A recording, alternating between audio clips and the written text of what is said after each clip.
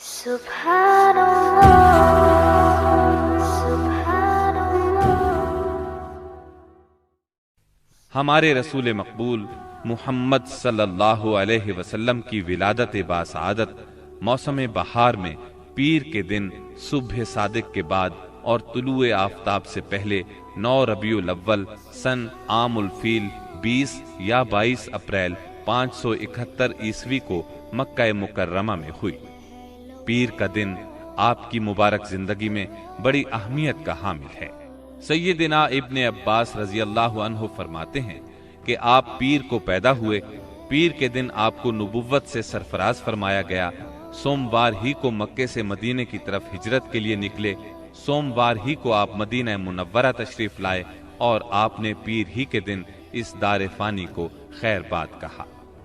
آپ کے پیدا ہوتے ہی آپ کے دادا عبد المطلب آپ کو گود میں اٹھا کر خانہ کعبہ میں لے گئے، آپ کے لیے دعا کی اور محمد نام رکھا۔ پوتے کی پیدائش کی خوشی میں 7ویں دن اپنے قبیلے کی دعوت کی۔ لوگوں نے آپ کے دادا سے پوچھا، آپ نے نومولود کا نام دوسرے لوگوں کے ناموں جیسا کیوں نہیں رکھا؟ انہوں نے جواب دیا، میں چاہتا ہوں میرے پوتے پر اس نام کا اثر پڑے اور میرا پوتا تعریف و توصیف حاصل کرے۔ آپ کی والدہ سیدہ آمنہ نے آپ کا نام احمد رکھا۔ انجیل میں بطور پیشگوئی آپ کے 2 نام آئے ہیں، فارقلید اور منہمنا۔ قرآن مجید کی سورہ انبیاء آیت 107 میں اللہ تعالیٰ نے آپ کو رحمت للعالمین کہا ہے۔ وَمَا أَرْسَلْنَاكَ إِلَّا رَحْمَةً لِلْعَالَمِينَ، یعنی ہم نے آپ کو تمام جہانوں کے لیے رحمت بنا کر بھیجا ہے۔ آپ کا نسب نامہ اس طرح ہے: محمد بن عبداللہ بن عبد المطلب بن ہاشم بن عبد مناف بن قصی بن کلاب بن مرہ بن کعب بن لعی بن غالب بن فہر بن مالک بن نظر بن کنانہ بن خزیمہ بن مدرکہ بن الیاس بن مزر بن نزار بن معد بن عدنان۔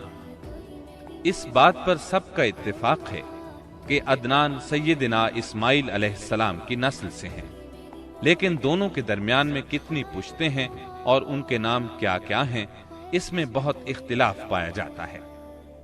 آپ کی والدہ کا نام سیدہ آمنہ تھا۔ سیدہ آمنہ کے والد وہب بن عبد مناف بن زہرہ بن کلاب تھے۔ یہ وہی کلاب ہیں جو والد کی طرف سے بھی نبی صلی اللہ علیہ وسلم کے نسب نامے میں آتے ہیں۔ ان کا اصل نام عروہ یا حکیم تھا، لیکن کتوں کے ذریعے بکثرت شکار کھیلا کرتے تھے، اس لیے کلاب کے نام سے مشہور ہو گئے۔ عربی میں کلاب کتوں کو کہتے ہیں۔ آپ اسماعیل علیہ السلام کی اولاد میں سے ہیں۔ اسماعیل علیہ السلام کی خاطر جب اللہ تعالیٰ نے زمزم کا کنواں جاری کیا تو قبائل جرہم اور ایاد کے خانہ بدوش عرب سیدہ ہاجرہ کی اجازت سے وہاں آ کر رہائش پذیر ہوئے۔ کعبے کے متولی اسماعیل علیہ السلام اور ان کی اولاد رہی۔ ایک عرصے کے بعد بنو جرہم اور سیدنا اسماعیل کی اولاد میں کعبے کی تولیت کے سلسلے میں جھگڑا ہوا تو کعبے کی خدمت اور تولیت اولاد اسماعیل اور بنو جرہم میں تقسیم ہو گئی، اور جب بنو خزاعہ نے لڑ کر مکے پر قبضہ کیا تو ایک مدت تک کعبے کی تولیت بھی ان کے پاس رہی، لیکن بنو اسماعیل بہرحال مکے ہی میں رہے۔ ان کے ایک فرد کلاب نے شمالی عرب میں قبیلہ قزاعہ میں شادی کی، اس سے قصی پیدا ہوئے۔ وہ جوان ہو کر اپنے قبیلے میں واپس آ گئے۔ خسر کی وفات کے بعد قصی نے اپنے ننہال کی مدد سے بنو خزاعہ کو مجبور کیا کہ وہ شہر چھوڑ کر مضافات میں جا بسا۔ بنو خزاعہ کے سردار نے کعبے کے قیمتی چڑھاووں کو زمزم کے کنویں میں ڈال کر اس کو پاٹ دیا اور کنواں غائب ہو گیا۔ پھر قصی کو بہت بڑا اقتدار حاصل ہوا، اس کی اولاد پھلی پھولی اور اسے قوم کا بہت بڑا سردار تسلیم کیا گیا۔ قصی نے مکے میں ایک شہری مملکت کا آغاز کیا، وہاں دارالندوہ یعنی پارلیمنٹ اور ٹیکس کے نئے محکمے قائم کیے، لیکن وفات کے وقت حکومت اپنے بچوں میں تقسیم کر دی۔ کسی کو کعبے کی رکھوالی سونپی، کسی کو چابی دی، کسی کو فوج کی قیادت تو کسی کو ٹیکس کا حساب کتاب سونپا۔ بعد کی نسلوں میں انتظامات کی مزید تقسیم در تقسیم ہوئی۔ آغاز اسلام کے وقت وہاں 10 سرداروں کی ایک مجلس کار فرما نظر آتی تھی۔ قصی کے 4 بیٹے تھے، ان میں عبد مناف بڑے نامور اور صاحب عزت ہوئے۔ عبد مناف کے بھی 4 بیٹے تھے، ان میں ہاشم شہرت میں سبقت لے گئے۔ ہاشم آپ کے پردادا تھے، بہت دولت مند ہونے کے ساتھ ساتھ سخاوت، مروت اور احسان میں بھی بے مثال تھے۔ ہاشم کہلانے کی وجہ یہ تھی کہ ان کے عہد میں ایک مرتبہ مکہ مکرمہ میں قحط پڑ گیا۔ یہ فلسطین گئے اور اونٹوں پر آٹے کی بہت سی بوریاں لاد لائے، بہت سے اونٹ ذبح کیے، ان کا شوربہ تیار کیا، روٹیاں پکوائیں۔ ان روٹیوں کو شوربے میں بھگو بھگو کر اہل شہر کو کھلاتے رہے۔ عرب اس کھانے کو حشیم اور سرید کہتے ہیں۔ یہ سلسلہ ایک مدت تک جاری رہا، اسی وجہ سے ان کا نام ہاشم پڑ گیا۔ وہ حاجیوں کی خدمت اور مہمان نوازی میں بھی بڑھ چڑھ کر حصہ لیتے تھے۔ اسی سخاوت اور فیاضی سے ہاشم کا نام پورے عرب میں مشہور ہو گیا۔ ذاتی اثر و رسوخ اور وجاہت کی وجہ سے ان کی دوسرے ممالک کے درباروں میں بھی رسائی تھی۔ انہوں نے ہی قریش میں سب سے پہلے یہ دستور جاری کیا کہ سال میں 2 مرتبہ تجارتی قافلے روانہ ہوا کریں، موسم گرما میں شام کی طرف اور موسم سرما میں یمن کی طرف۔ چنانچہ اسی دستور کے مطابق دونوں موسموں میں قافلے روانہ ہوتے تھے۔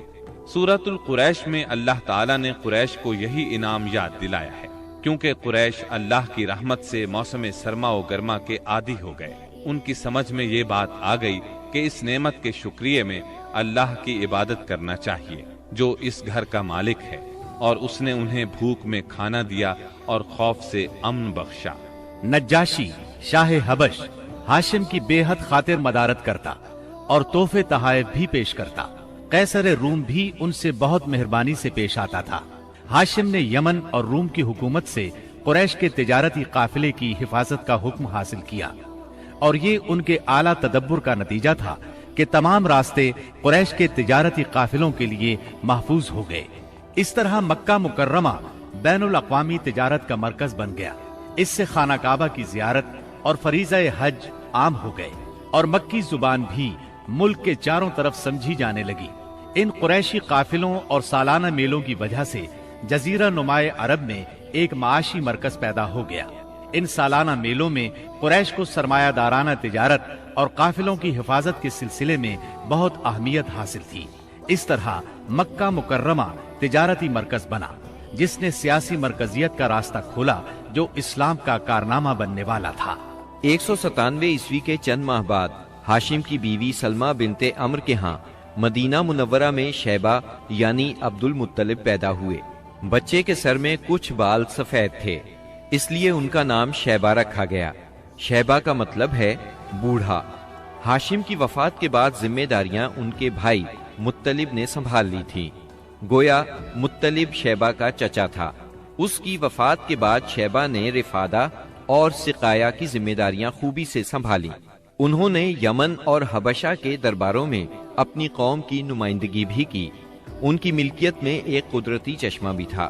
ایک دن خواب میں انہیں اشارہ ملا کہ فلاں جگہ کھود کر غائب شدہ زمزم کا کنواں برآمد کریں۔ کھودتے وقت اس سے انہیں دفن شدہ خزانہ بھی ملا جو کعبے کے چڑھاووں پر مشتمل تھا۔ عبد المطلب کو زمزم کی ملکیت کے لیے بہت دشواریاں پیش آئیں، مگر اہل شہر امن پسند تھے۔ انہوں نے طے کیا کہ کسی غیر جانبدار حاکم سے اس کا فیصلہ کرا لیا جائے۔ عبد المطلب نے یہ بات مان لی، لیکن پریشان بھی تھے، اس لیے منت مانی کہ اگر اللہ نے مجھے 10 بیٹے دیے اور وہ بلوغت کو پہنچے تو میں ان میں سے ایک کو کعبے میں جا کر اللہ کے لیے قربان کر دوں گا۔ جب 10واں بیٹا بھی بلوغت کو پہنچ گیا تو عبد المطلب کو منت یاد آئی۔ انہوں نے بیٹوں کے درمیان قرعہ ڈالا تاکہ جس کا نام نکلے اسے قربان کر دیں۔ قرعہ نبی اکرم صلی اللہ علیہ وسلم کے والد عبداللہ کے نام نکلا۔ عبد المطلب کا ارادہ دیکھ کر رشتہ داروں اور دوستوں نے دخل اندازی کی اور انہیں مشورہ دیا کہ وہ کسی خاتون عرافہ کے پاس جا کر حل دریافت کریں۔ چنانچہ عبد المطلب ایک अर्राफा के पास गए। उसने मामला सुनकर मशवरा दिया कि बेटे और 10 ऊंटों के दरमियान कुरा डालो। अगर अब्दुल्लाह के नाम निकले तो मजीद 10 ऊंट बढ़ा दो। इस तरह खूं बहा की मिकदार में इजाफा करते जाओ, यहाँ तक कि कुरा खूं बहा पर निकले। उन्होंने कुरा अंदाजी शुरू की। कुरा हर बार अब्दुल्लाह के नाम निकलता रहा। ये 10 ऊंट हर बार बढ़ाते गए। जब 100 ऊंट पूरे हो गए तब कुरा ऊंटों के नाम निकला। अब्दुल मुत्तलिब ने 3 बार ऐसा किया ताकि इत्मीनान हो जाए। हर बार 100 ऊंटों ही का कुरा निकला। अब उन्हें इत्मीनान हो गया कि यही अल्लाह को मंजूर है। वाक़या फील के 50-55 दिन बाद अब्दुल मुत्तलिब काबे का तवाफ कर रहे थे कि उन्हें पोते की विलादत की खुशखबरी मिली। 75 साला दादा बहुत खुश हुए। नबी करीम सल्लल्लाहु अलैहि वसल्लम उनके प्यारे फर्जंद जनाबे अब्दुल्लाह की यादगार थे, जिनकी जिंदगी 100 ऊंटों की कुर्बानी देकर बचाई गई थी, लेकिन फिर अचानक वो फौत हो गए। उनकी वफात से बूढ़े बाप को जो सदमा पहुंचा था, पोते की विलादत से एक हद तक वो कम हो गया। अब्दुल्लाह की वालिदा यानी नबी सल्लल्लाहु अलैहि वसल्लम की दादी का नाम फातिमा बिनते अम्र था। अब्दुल्लाह के 2 सगे भाई जुबैर और अबू तालिब थे। बीबी आमिना से निकाह के बाद अब्दुल्लाह ने रवाज के मुताबिक 3 दिन तक ससुराल में क़याम किया। इसके बाद तिजारत की गरज से शाम चले गए। वापसी पर यसरिब यानी मदीना मुनव्वरा में ठहरे ताकि अपने वालिद के हुक्म के मुताबिक खजूरों का सौदा करें। मदीना मुनव्वरा ही में क़याम के दौरान वो बीमार हो गए। आपकी बीमारी की खबर मक्का पहुंची तो अब्दुल मुत्तलिब ने फौरन अपने बड़े बेटे हारिस को अब्दुल्लाह की खबर गिरी के लिए मदीना रवाना किया। हारिस मदीना पहुंचे तो मालूम हुआ 1 माह बीमार रहने के बाद अब्दुल्लाह इंतकाल कर गए हैं। इंतकाल के वक्त उन्होंने 5 ऊंट, चंद बकरियां और 1 बांदी छोड़ी, जिसकी कुनियत उम्मे ऐमन और नाम बरकत था। अब्दुल्लाह का इंतकाल अपने पैगंबर बेटे की विलादत से चंद माह पहले ही हो गया था। गोया आप सल्लल्लाहु अलैहि वसल्लम शिकम मादर ही में यतीम हो गए थे। आपकी वालिदा सैयदा आमिना तहारत नफ्स, शराफत, इज्जत, इफ़्फ़त, इस्मत और पाकबाजी में बेमिसाल थी। अपनी कौम में सैयदतुन निसा के लक़ब से मशहूर थी। दधियाल और नन्हियाल दोनों के एतबार से आप अरब के बेहतरीन कबीले और बेहतरीन कौम में से थी।